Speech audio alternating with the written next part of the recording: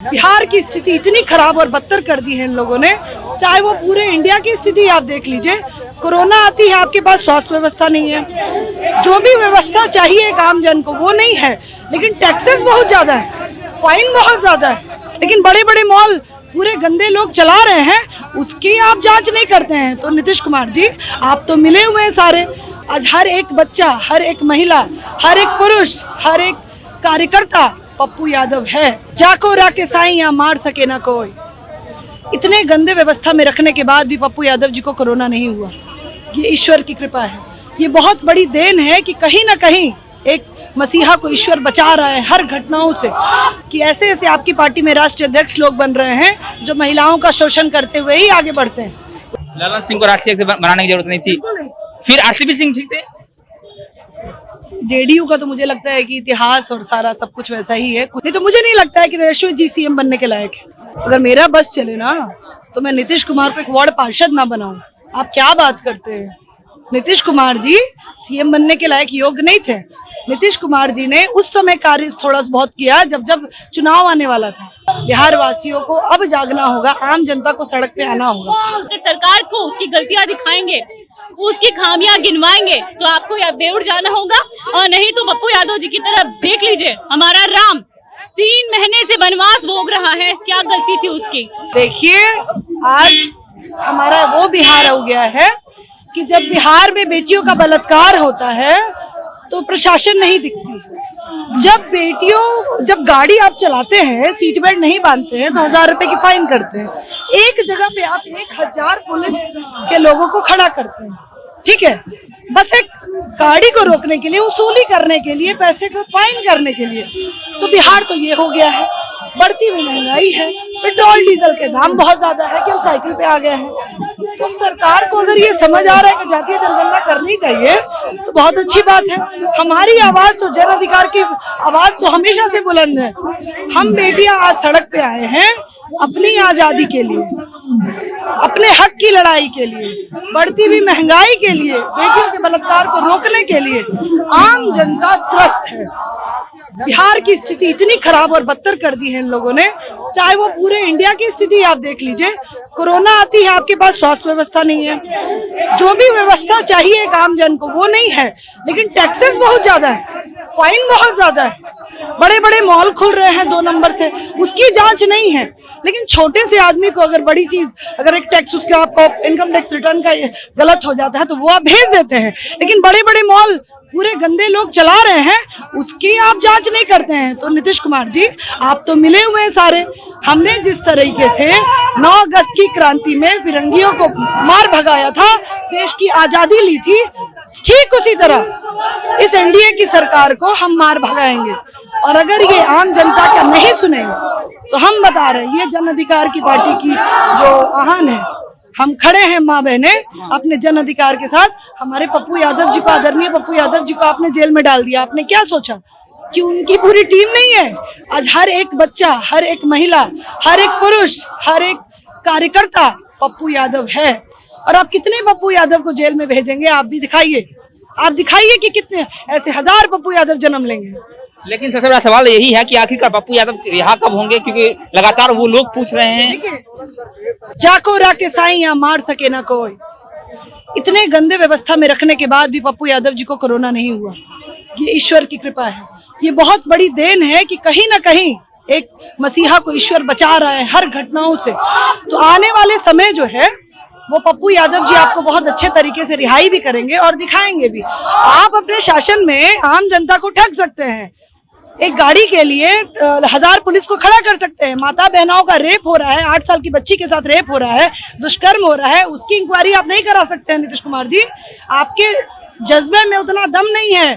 पप्पू यादव में इतना दम है कि वो जेल के अंदर भी रह के आज कोई भी जुलूस, आज उनके क्रांतिकारी वीर या उनकी वीरांगनाएं कभी रोड पे ही हैं, कभी भी घर में नहीं बैठी कोरोना के दिनों में। तो ये चीज समझने की जरूरत है कि आपने क्या बना के आप गए। एक योद्धा आज अगर जेल में है तो उसके 100 वीर खड़े हैं, 100 वीरांगनाएं। सवाल लगातार बना रहता है कि जिस नीतीश कुमार बिहार में लॉ एंड ऑर्डर की प्रशंसा करते हैं, वो कहते हैं कि बिहार में सब कुछ ठीक है, लेकिन प्रशंसा है, बस आपके नेताओं की प्रशंसा हो रही है। ऐसे ऐसे मुख्य राष्ट्रीय अध्यक्ष बन रहे हैं मैं क्या बोलूं, अब तो मुझे शर्म आती है बोलने पे भी कि ऐसे ऐसे आपकी पार्टी में राष्ट्रीय अध्यक्ष लोग बन रहे हैं जो महिलाओं का शोषण करते हुए ही आगे बढ़ते हैं। उससे ज्यादा उनकी और कोई हिस्ट्री नहीं है। उनको समझने की जरूरत है कि ऐसे किसी आदमी को राष्ट्रीय अध्यक्ष बनाने की जरूरत थी जो कम से कम महिलाओं के हित में, उनकी हिस्ट्री में कोई नाम हो। आज कौन नहीं जानता है कि कौन क्या है। ललन सिंह के बारे में बात कर रहे हैं आप, क्या सवर्ण जाति से आते हैं इसलिए आप उनका विरोध कर रहे हैं या फिर? सवर्ण जाति को तो मैं सम्मान करती हूँ, सवर्ण जाति से सम्मान के लायक। और मैं आपको अपनी पर्सनल ओपिनियन बताती हूँ कि सवर्ण जाति हो या कोई भी जाति हो, मैं हर जाति का सम्मान करती हूँ, मैं राष्ट्र का सम्मान करती हूँ। तो सवर्ण जाति के भाइयों बहनों से मुझे कोई शिकायत नहीं। क्यों शिकायत होगी? मैं तो सवर्ण के बीच में रह के खड़ी हुई हूँ, सवर्ण ने मुझे खड़ा किया है। मैं कैसे बोल दूं कि सवर्ण खराब है? लेकिन हाँ, कहते हैं ना कि एक आलू पूरे आलू को सड़ा देता है, तो वही चीज हो रहा है जेडीयू में। मैं आपको बता दूं कि कुछ ऐसे सो कॉल्ड नेता हैं जिनको अच्छे पद देने की जरूरत नहीं थी।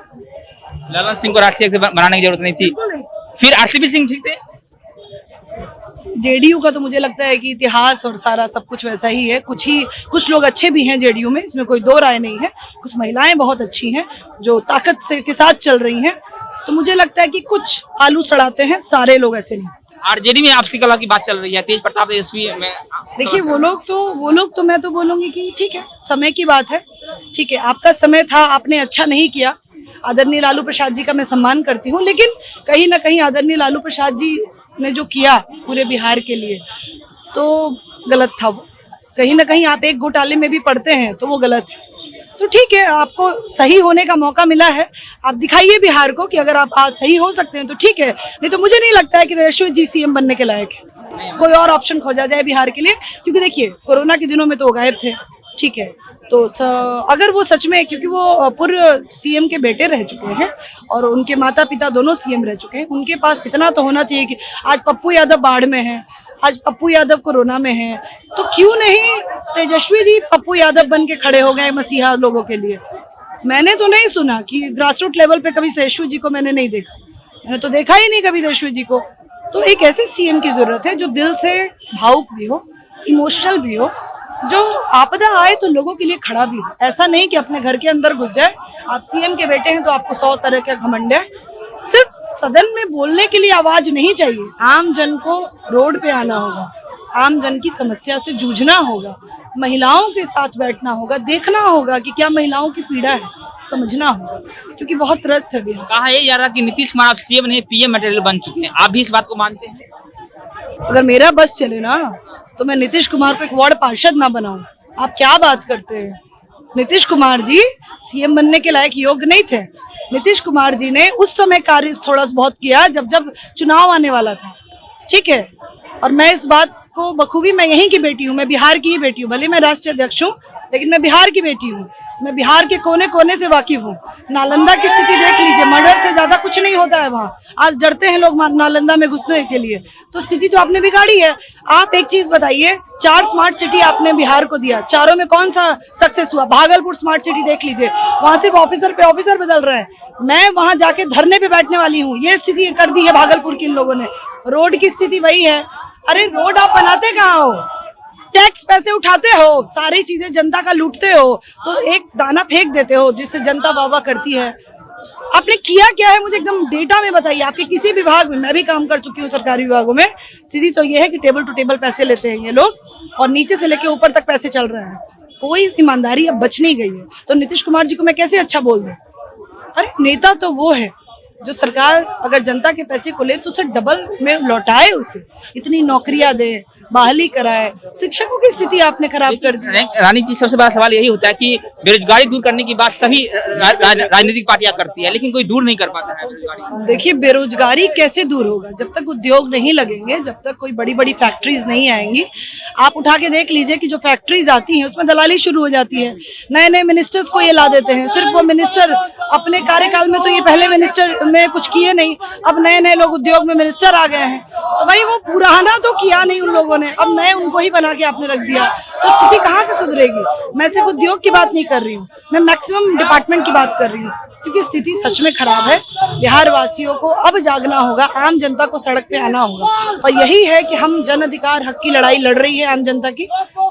समझदार लोग हैं, सब कुछ समझ रहे हैं, आगे देखा जाएगा। रानी चौबे जी थी हमारे साथ। पंजाब महिला राष्ट्रीय अध्यक्ष है, क्या कुछ इन्होंने कहा सुना आपने? तानाशाह सरकार की आप लोग तानाशाही देख रहे हैं और ये सरकार नहीं चाहेगी तो हम आगे नहीं जा पाएंगे। अगर हम जाना चाहेंगे तो या तो यहाँ से सीधा बेउर जाएंगे और नहीं तो बेउर के बाद सीधा हमें थाना बैठा दिया जाएगा, यही किया जाएगा। क्योंकि यहाँ पे यही हो रहा है कि आप अगर सरकार को उसकी गलतियां दिखाएंगे, उसकी खामियां गिनवाएंगे तो आपको या बेउर जाना होगा और नहीं तो पप्पू यादव जी की तरफ देख लीजिए। हमारा राम 3 महीने से वनवास भोग रहा है, क्या गलती थी उसकी?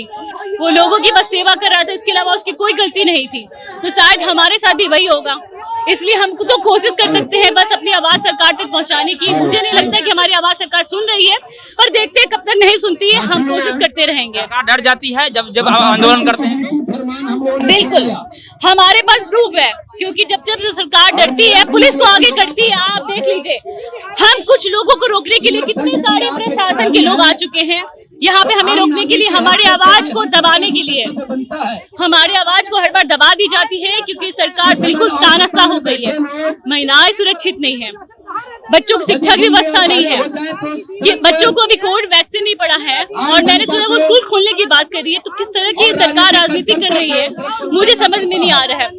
जब मोदी जी वक्त नहीं थे सत्ता में तो वो जातीय जनगणना के पक्ष में थे, आज जातीय जनगणना की बात करें तो उसके पक्ष में नहीं है। वो तो पता नहीं किस तरह की राजनीति कर रही है नीतीश मोदी जी, समझ की बाहर है।